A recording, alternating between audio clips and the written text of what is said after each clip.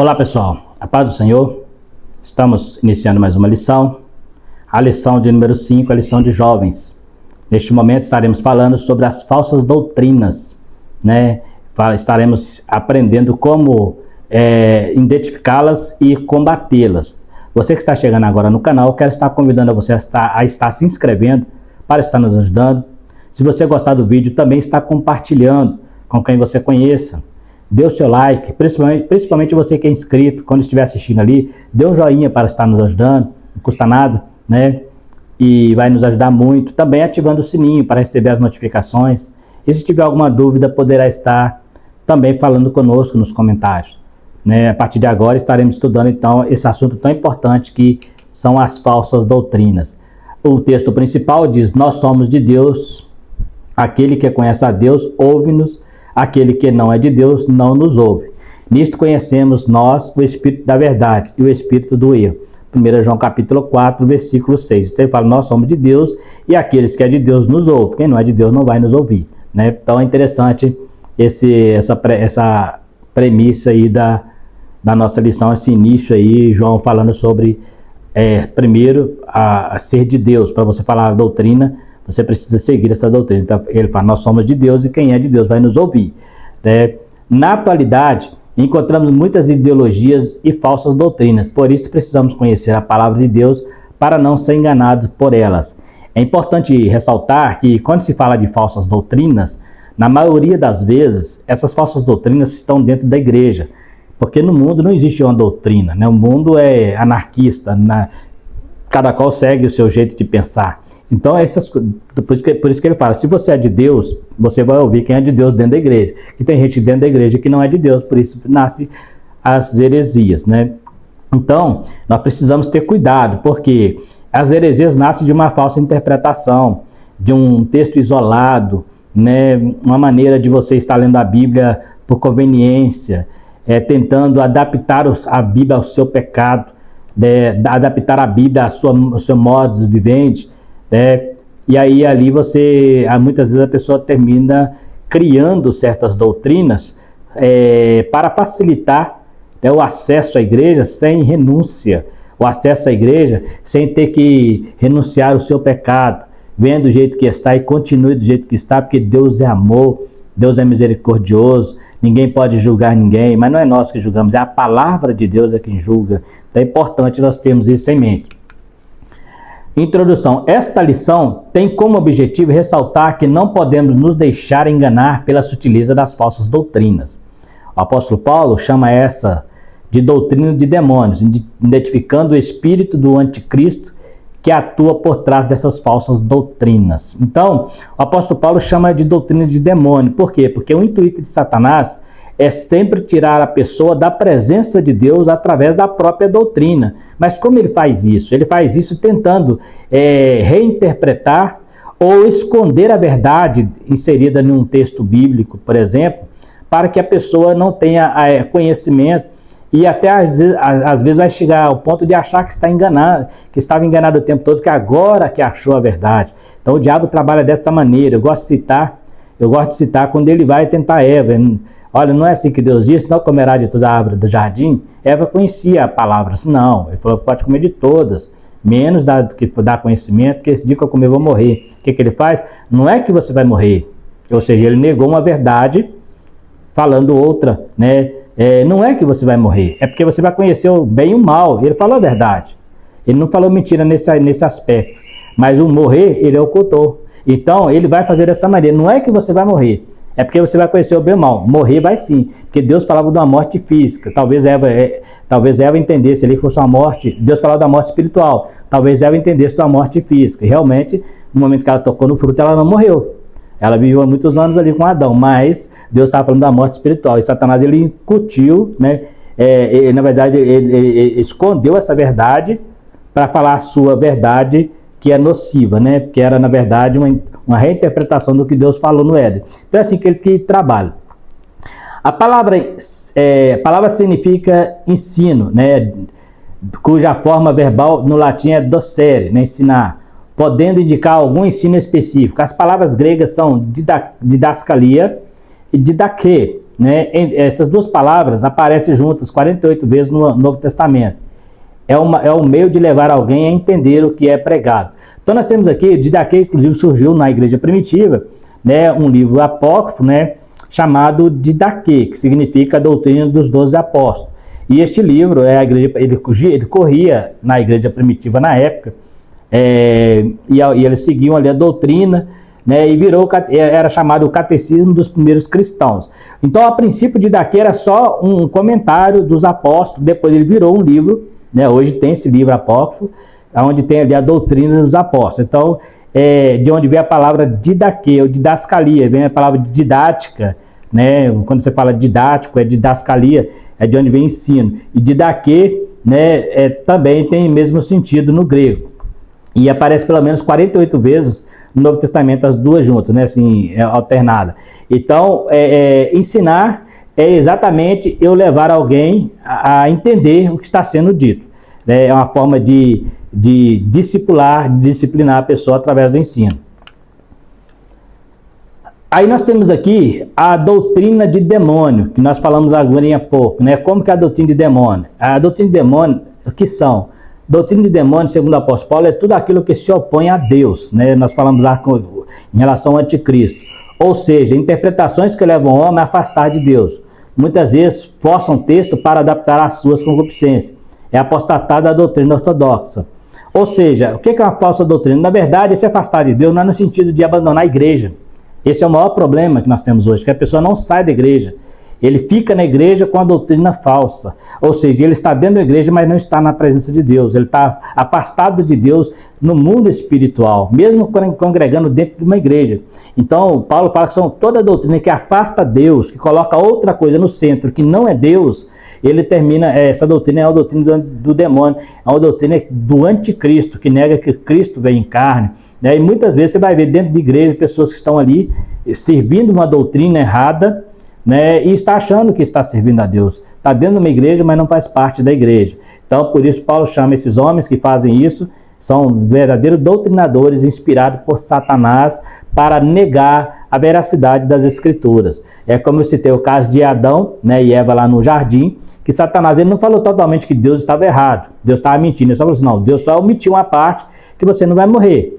Então ele reinterpretou, igual nós temos hoje a Bíblia que está surgindo aí, do LGBT, a Bíblia inclusiva para aceitar o homossexualismo, porque a Bíblia condena a prática, então eles estão tentando readaptar ali os seus conceitos dentro da Escritura. Ao invés de deixar que a Escritura os transforme, eles estão tentando transformar a Escritura para adaptar os pecados dele. Vai chegar um tempo que a igreja vai ser só um lugar de ajuntamento de pessoas onde não há renúncia de pecado, né? Vai viver só em torno do amor de Deus e nem existirá inferno para muitas igrejas, né?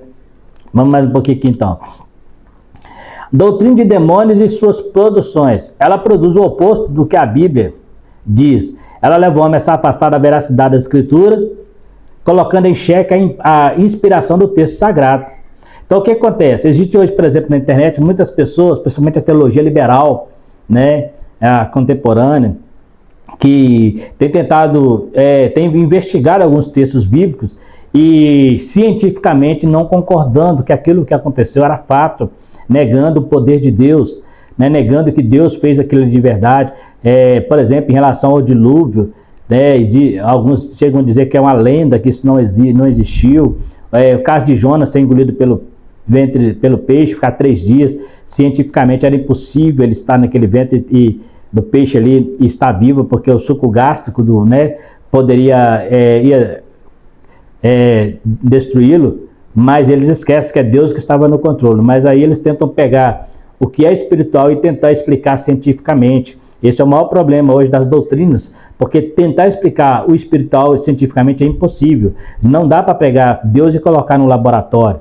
Tem coisa que eu faço isso no laboratório, mas Deus, a Bíblia diz que as coisas espirituais são discernidas pelo homem espiritual, porque ele discerne tudo espiritualmente e de ninguém ele é discernido. Então, é a espiritual. Então, precisa ter esse cuidado, porque eles colocam em xeque a veracidade de muitos textos bíblicos, né? Existe alguém que diz, por exemplo, que o Mar Vermelho, quando o povo de Israel passou pelo Mar Vermelho, era um período que era seco, que ele rebaixava as águas, esquece que foi o mesmo mar que matou os soldados. Mas a pessoa tenta esconder essa verdade, trazendo algo científico, né? Como se Deus não estivesse no projeto ali. Então, o perigo das produções das doutrinas do demônio é produzir doutrina que vai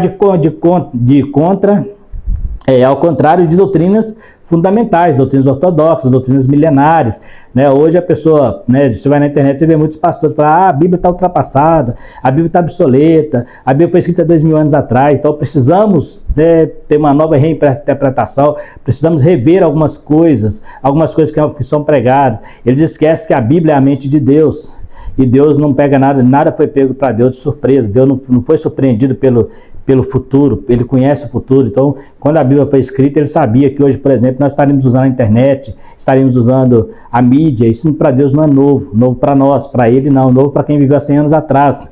Ficaria escandalizado até de ver como desenvolveu, mas para Deus ele já sabia todas as coisas. E aí alguns pastores, para tentar encher sua igreja de pessoas pecadoras que não se converteram, termina trazendo essas interpretações negativas, usando o senso moral do mundo ao invés de usar o senso moral de Deus, né? Então tem que tomar muito cuidado com essas questões aí. É uma maneira de afastar as pessoas da palavra, que é o nosso manual de conduta cristã. Muitas dessas doutrinas nascem de texto isolado e interpretações equivocadas para beneficiar o indivíduo. Então, outra coisa importante, toda doutrina ela precisa ser comprovada pela própria Bíblia. Não adianta eu pegar um texto isolado e tentar doutrinar uma igreja baseada num texto isolado. Por exemplo, existem textos que são cultural, existem textos que são da época e não se aplica doutrinariamente. É um texto inspirado, mas não há uma doutrina para a igreja, né? Você vai encontrar isso, por exemplo, no Velho Testamento. Quantos textos nós temos no Velho Testamento que era exclusivo para Israel? Não posso pegar, hoje tem pessoas judaizando o cristianismo, trazendo coisas de Israel para dentro da igreja, mas isso é errado, isso é doutrina de demônio também. Quando eu pego algo que não tem mais valor e estou colocando no lugar do sacrifício de Jesus. Já tem pastores aí que estão vestindo roupa de sacerdote. Pouco tempo eu vi um na internet que estava com roupa de sumo sacerdote. O sumo sacerdote hoje é Cristo. Então, se eu colocar uma pessoa como sumo sacerdote, é uma doutrina de demônio. O sacerdote, ele era a representação de Deus na terra, mas hoje a representação é o Espírito Santo, não é o homem. Então, tenha cuidado, né? Talvez essa não é só uma comparação, mas é uma comparação errada, porque Hebreus fala que tudo que acontecia era a sombra do que viria. Hoje criou-se um templo de Salomão em São Paulo, por exemplo, né? Não tem nada a ver com o templo em si, a sua estrutura é muito boa, mas por que tem que ser templo de Salomão se ele for destruído? E Deus não tem compromisso mais com o templo, mas com os adoradores que estão dentro do templo. O próprio Jesus falou assim, que vocês ficam orando pelo templo, né, pelo ouro do templo. E ele falou assim, isso que vai ser tudo derrubado, porque ele está preocupando com isso aí. O que importa é as pessoas, agora nós é que somos o templo do Espírito Santo. Então é importante ter esse cuidado aí. Misticismo, eu vou ali para ver, né, e tem todos os aparatos lá do templo de Salomão. Para quê? Qual o sentido disso? Judaizantes, Paulo repreendeu isso, falou assim, vocês começaram muito bem no Espírito, agora estão indo para a carne. Os judaizantes queriam obrigar os cristãos a ser judeus, né? Judeus ali, judeus cristãos, e Paulo disse, isso é coisa da carne, ou coisa de demônio, que eu estou tentando, quando eu tento judaizar a igreja cristã, presta atenção, aparentemente é algo que não é nocivo, mas quando eu tento judaizar uma igreja cristã, eu estou anulando o sacrifício de Jesus, eu estou anulando a graça, porque tudo que aconteceu na lei apontava para Cristo, se Cristo veio e consumou toda a obra. Então, se eu fizer qualquer coisa do judaísmo, trazendo para a igreja, eu estou anulando a graça de Cristo. E isso é doutrina de demônio. Ele está negando a Cristo de uma maneira sutil. Ele não está falando que Cristo não é Cristo, mas de uma maneira sutil está negando o Cristo da cruz. Né? Então, é uma maneira de afastar as pessoas da palavra, que é o nosso manual de conduta. Né? E muitas doutrinas nascem de textos isolados e interpretações equivocadas para beneficiar a pessoa. Então, a pessoa quer ir para a igreja, mas quer continuar na sua prática. Ele quer continuar no seu pecado. Então, o que ele faz? Hoje já tem igreja para isso, né? Hoje ele vai numa igreja, não, que a igreja ele aceita do jeito que eu sou. Aquela igreja ali não, ela é light. Eu posso fazer o que eu quiser e continuar congregando. Aí eu fico sem entender para quê. Se a pessoa não quer mudar de vida, qual o sentido tem de ir para a igreja? Ele acha que a igreja vai salvá-lo? O templo, a igreja não salva. O que salva é Jesus. E a mudança de vida, o comportamento é que vai salvar. Eu posso estar na igreja 30 anos e perder minha salvação. O ladrão da cruz nunca frequentou uma igreja, mas ele foi salvo. Então, o que vai valer no reino de Deus é quem você é diante do Senhor e não aonde você está congregando. Não adianta eu querer ir para uma igreja e continuar com a minha vida no pecado, achando que isso é normal. Não é, isso é engano de Satanás, é doutrina de demônio. Eu preciso cada dia me converter. Eu estou falando de certas igrejas, mas vale para nós dentro da igreja. Muitas vezes nós estamos dentro da igreja, estamos ali congregando, mas falhamos naqueles quesitos mais importantes que é o amor próximo, o perdão, a longanimidade. Hoje, infelizmente, né, tem crente que se você pisar no pé dele, ele se transforma, o velho Adão aparece na hora, né, e ali ele se transforma, fica com raiva, se bobear, parte até para briga. Hoje temos dentro da igreja pessoas assim, que eles dizem que são servos de Cristo, mas não aprendeu ser manso e humilde como Jesus era. No trânsito, então, nem se fala. Quantos cristãos, quando eu tomo uma fechada no trânsito, né, ali ele esquece que ele é cristão, parte para agressão de palavras, xinga as pessoas no trânsito, né? Cuidado, nós somos cristãos, somos diferentes, somos pessoas longânimas, somos pessoas mansas, pessoas que têm humildade. Então, cuidado, se você tem sido essa pessoa arrogante, essa pessoa que acha que é tomar lá da cá, você não é cristão, você precisa mudar de vida, você precisa converter. Jesus não abriu a sua boca diante dos seus algozes, porque ele estava nos ensinando. Então, presta atenção. Jesus falou assim, eu sou manso e humilde, aprendei de mim. Então, muitas vezes a gente fica preocupado com a igreja lá fora, mas dentro da igreja tem pessoas que não vivem o evangelho. Enfrentando as doutrinas de demônios, Jesus foi tentado pelo diabo em relação às escrituras. Olha que interessante isso aqui. Eu gosto de citar isso por quê? Porque o diabo não chegou para Jesus mandando ele abandonar a cruz. Não. Ele chegou para Jesus e falou para ele, se tu és filho de Deus, Jesus é filho de Deus, mas ele colocou em xeque esse quesito. Se tu és filho de Deus, lança-te daqui abaixo. Jesus, se não fosse sábio, né, não vou provar para você que eu sou. Mas ele não precisa provar para Satanás, eu não tenho que provar nada para o diabo. Né? Eu vou ficar quietinho aqui. Se tu és filho de Deus, manda as pedras transformar em pães. Aí alguém fala assim, não, o diabo tem medo de jejum, tem medo de oração. Não tem não. Não tem não. Jesus tinha 40 dias que estava em jejum e oração. Quando ele desce do monte, quem estava lá no pé do monte? Quem estava lá? Satanás esperando ele. Então, ele não tem medo. Ele tem medo da autoridade do nome de Jesus na sua vida. Mas a sua vida de consagração, isso não intimida ele não. Não intimida não. Você achar que você ora muito, que ele vai deixar de te tentar, que ele não vai te encarar, está enganado. Ele fez isso com Jesus. 40 dias, 40 noites, como diz o ditado popular, cheio de Deus até na tampa, quando ele estava lá embaixo, descendo no pé do monte, Satanás estava lá com ele, esperando ele lá. Então, se fosse hoje, né, como tem sido pregado por ele, eu não vou nem passar perto deste homem, porque está cheio de Deus. Eu não vou passar perto deste homem não, porque está cheio de Deus, eu não consigo nem ficar perto dele. Mentira. Olha a prova aqui, fica assim. Ele sobe até no púlpito da igreja, se for preciso. Então, e prega a palavra. Cuidado, e prega a palavra. Porque ele pregou para Jesus. Ele não citou nada da cabeça dele, não. Está escrito lá, ó, que nem só de pão viverá o homem. Ele está pregando a palavra para Jesus aqui. Está escrito lá, ó, pode lançar daqui abaixo, que o teu anjo dará o teu respeito. Está lá no Salmo 91, versículo 11. Vai lá. Ele pregando para Jesus. Nem só de pão viverá o homem, está lá em Deuteronômio, citando a Bíblia para Jesus. Ele não usou outra coisa a não ser a Bíblia. Não foi um livro de José Smith, não foi Mormon, não foi um Corão. Não, ele usou a Bíblia para pregar para Jesus. Então não se iluda. Você precisa consagrar sua vida, jejuar, buscar o Senhor para você ser forte. Mas dizer que você vai intimidar Satanás, não vai não. Ele vai tentar você de qualquer maneira. Um dia em que veio os filhos de Deus, veio entre eles quem? No meio dos anjos? Satanás. No meio daqueles monte de anjos santos e perfeitos, estava lá um demônio, um Satanás imperfeito lá no meio deles, lá procurando acusar o servo de Deus aqui embaixo, que era um homem de oração e de jejum. Né? E ele estava de olho nele. Ele não estava de olho nos pecadores, não, estava de olho nele. Aquela cidade, né, tinha muito pecador, mas quem que ele estava de olho? No homem que jejuava e orava e tentou. Né? Lógico que ele pediu permissão a Deus, mas é outro contexto. A sedução das falsas doutrinas, a sedução da idolatria. A idolatria não se refere somente a deuses falsos ou imagens de escultura. A idolatria é tudo que colocamos no lugar de Deus. E quando algo se torna o centro das atenções de nossa vida, das atenções de nossa vida. Um cantor, um pregador, até mesmo um lugar, pode se tornar algo de idolatria. Então, por exemplo, eu vou na igreja porque o fulano vai pregar. Porque vai ter o cantor fulano. Então você não está indo buscar Deus, está buscando talento de pessoas, né?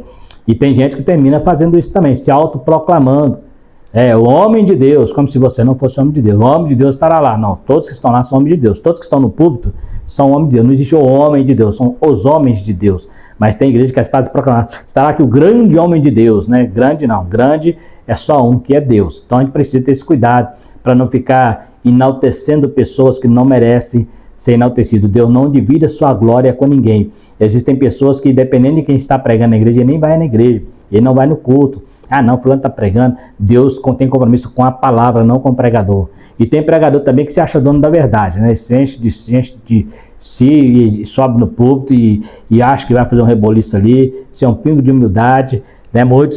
Pouco tempo eu vi um pregador dando autógrafo, né? E tirando fotos. Gente, cuidado com esse negócio.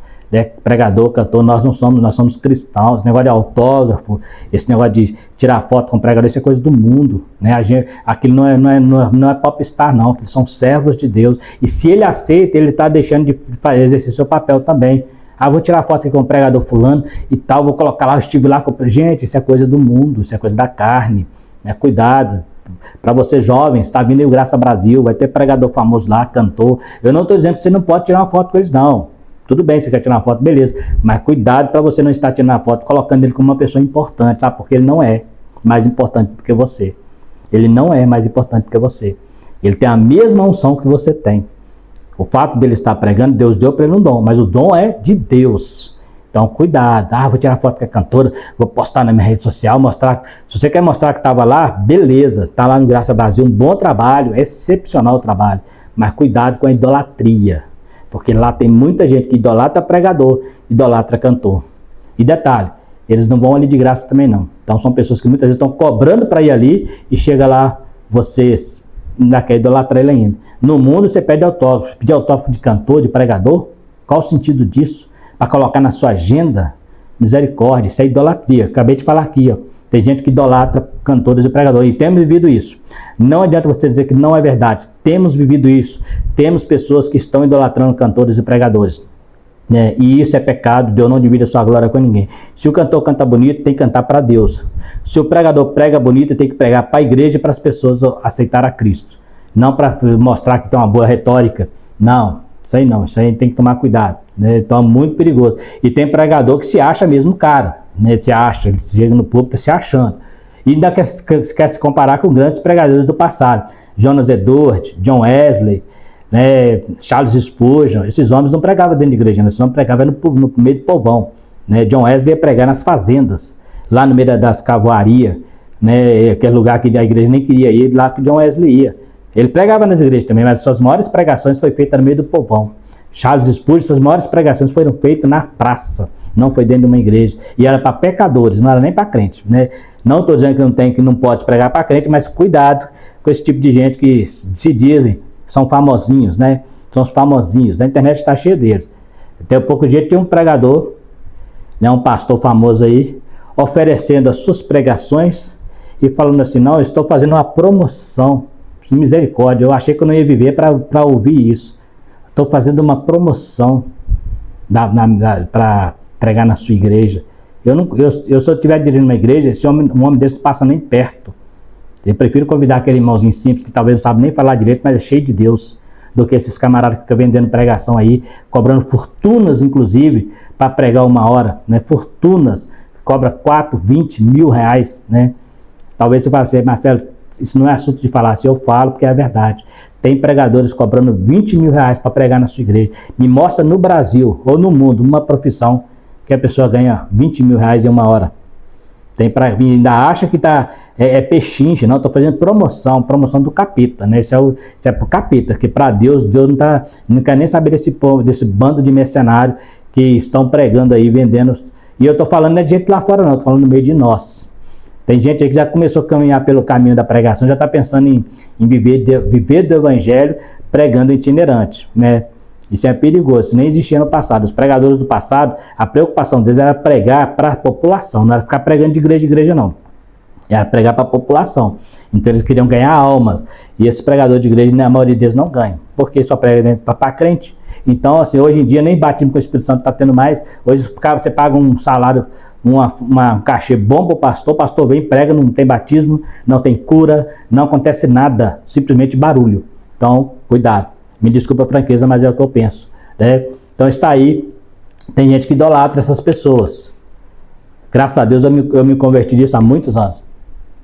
Relativismo bate de frente com as escrituras, pois segundo a ideia não há verdade absoluta. Agora partindo para outro viés, sobre algumas doutrinas demoníacas que entram dentro das igrejas também, inclusive através de pregações distorcidas de texto sagrado. Uma delas aqui é o relativismo. Falamos sobre isso numa lição de adulto do trimestre passado, onde nós falamos sobre essas doutrinas, né, que infiltram dentro da igreja, e uma delas é o relativismo. O que é relativismo? A qualidade do que é relativo. Doutrina que afirma a impossibilidade do conhecimento absoluto. Doutrina que rejeita a verdade universal dos valores morais e estéticos, né? Então, o relativismo é uma doutrina que é o seguinte: não existe uma verdade absoluta, depende de quem. Depende de quem está falando, depende do momento, depende do tempo. Então, tudo é relativo, é a lei da relatividade, né? Que tudo é relativo, a lei de Isaac Newton, tudo é relativo. Então, essa relatividade tem entrado para dentro da igreja dentro do contexto doutrinário. Não, irmão, depende do ponto de vista. Esse é o seu ponto de vista, não é o meu. Presta atenção, eu posso ter meu ponto de vista, a pessoa pode ter o dele. Mas a Bíblia tem uma doutrina absoluta e universal, que não é meu ponto de vista, nem o ponto de vista do irmão que vai definir. Quem define é a própria palavra de Deus, e o Espírito Santo nos dando a interpretação correta. Cuidado com esse negócio. Tem teólogo, não, irmão, teologicamente falando, não é assim, não. Cuidado com essas interpretações que são relativas, relativismo, né? Não, que não era pecado no passado. Isso é muito relativo, irmão. Muito relativo isso aí. Não existe, não. A Bíblia, a palavra de Deus, a doutrina é absoluta. Em tempos de relativismo, nos quais as pessoas não gostam da verdade objetiva e imutável, os seguidores de Jesus serão acusados de arrogância. John Piper, né? Ele falou essa frase.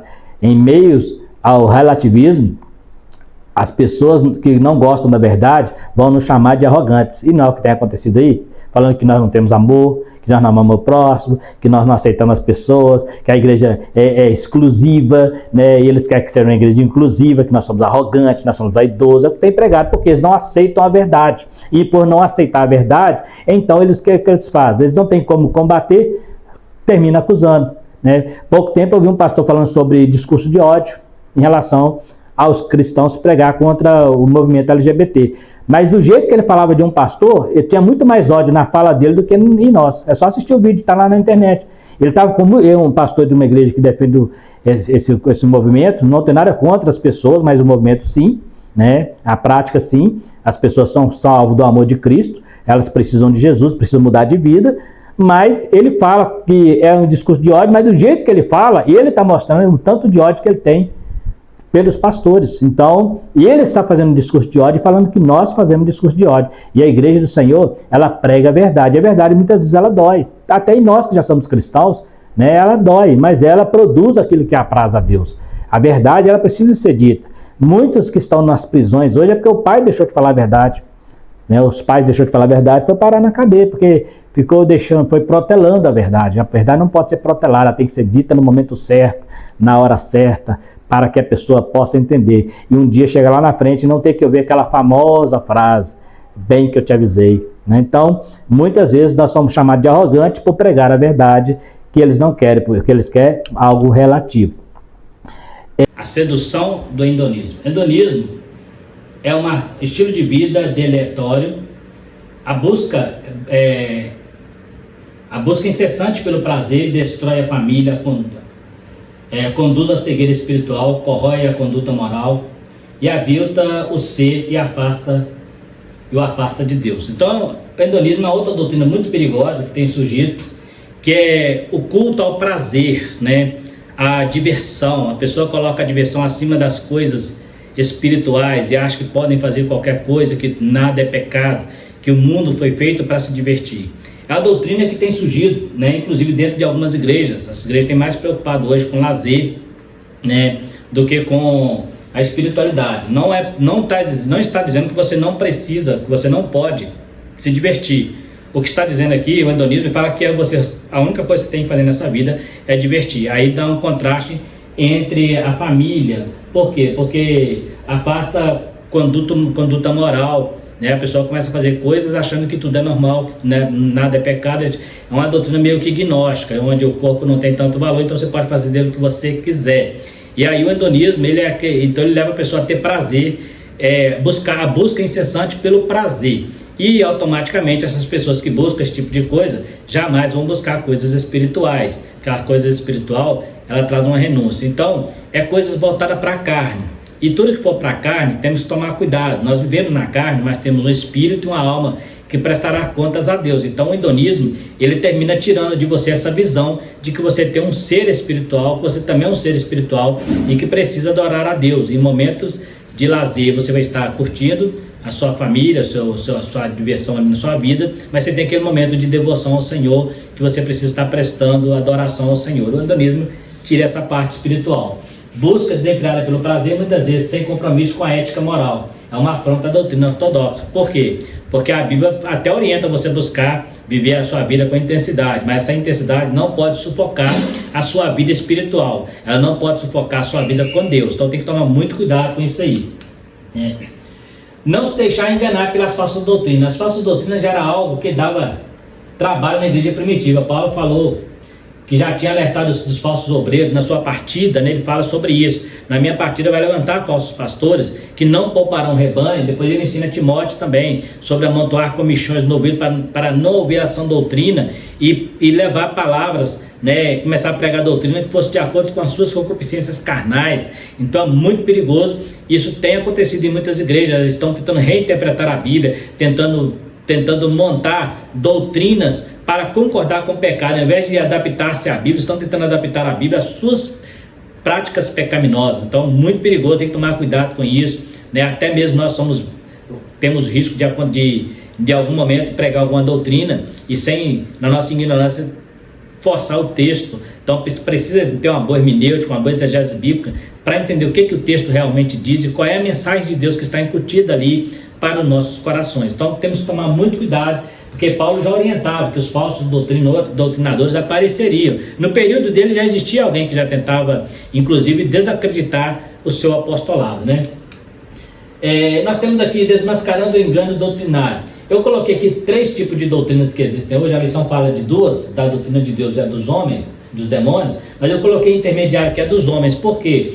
Porque muitas vezes o demônio ele vai usar a doutrina humana para tirar o foco da doutrina de Deus, né? Por exemplo, o que é a doutrina humana? Existe, todo setor tem um corpo doutrinário. Você vai no militarismo, tem uma doutrina, numa escola tem doutrina, na igreja tem costumes locais, que também não deixa de ser uma doutrina, mas não interfere na salvação. Mas algumas igrejas terminou colocando seus costumes acima da doutrina absoluta, e fez com que muitas vidas saíssem da igreja por não seguir os seus costumes, né, em detrimento da doutrina absoluta. Então o que o diabo fez? Ele cegou essas pessoas para eles acharem que tinham direito de expulsar pessoas da igreja por causa de costumes humanos. Então temos que tomar muito cuidado, porque muitas vezes a doutrina humana ela vai ser nociva à doutrina ortodoxa, porque ela vai ser usada também por Satanás como um engano, para que as pessoas dêem mais valor ao costume do que doutrina propriamente dita, né? Como se proteger do engano? Paulo orienta aos líderes a cuidar do rebanho, dando-lhes alimento sólido.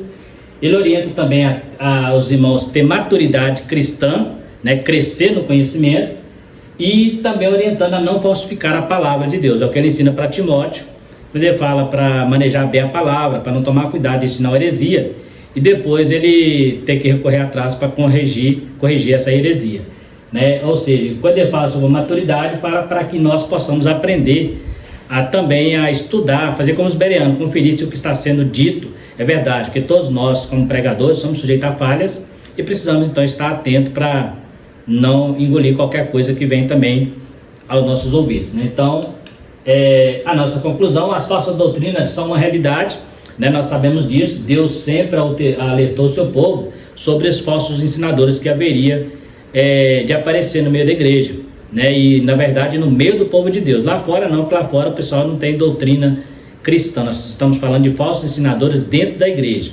Então está aí mais uma lição onde aprendemos sobre esse compromisso da igreja com a sã doutrina do Senhor. Quero agradecer você que ficou até o final do vídeo. Terminamos aqui mais uma lição, pedindo a você que chegou até o final para estar se inscrevendo para nos ajudar, também compartilhando o vídeo, Se você gostou, também dando o seu like, ativando o sininho e também se tiver alguma dúvida, está nos chamando nos comentários. No mais, fiquem todos com Deus e até a próxima lição, se Deus quiser.